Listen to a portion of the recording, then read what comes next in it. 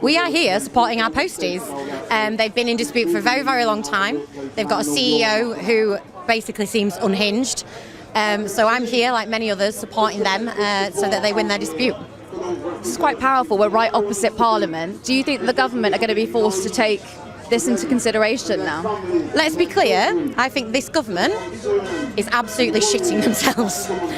We already have some of the most restrictive labour laws in the world, and in response to this, the government's response isn't, wow, we should be doing something. It's, let's look at how we can squeeze legislation to choke industrial action even further.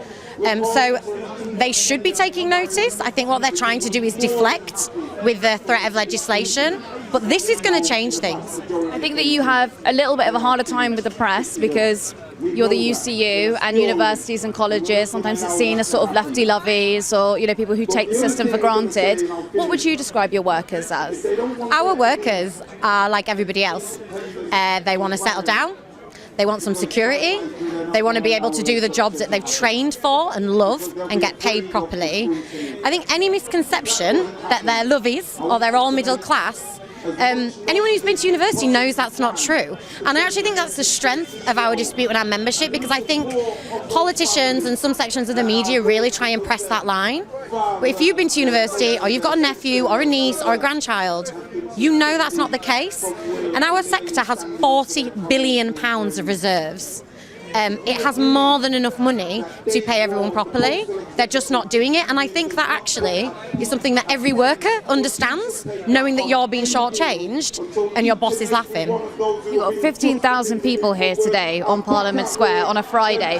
Do you think that the general public's attitude towards striking is changing? I definitely think the attitude towards people striking right now is changing. I'm in a little WhatsApp with the girlies, and literally people are like, I'm not going to the sorting office today even though it's open.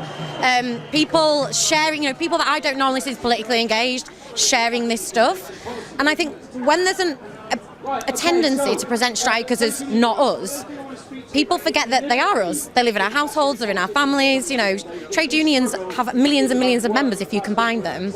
And I think that there is a common theme developing in the UK, which is people being able to articulate how unfair things are, and the fact that for some people, access to resources that others don't have, wages that others don't have, the peaks of success and the troughs of despair are more apparent than they've ever been, and that is why people are backing strikes.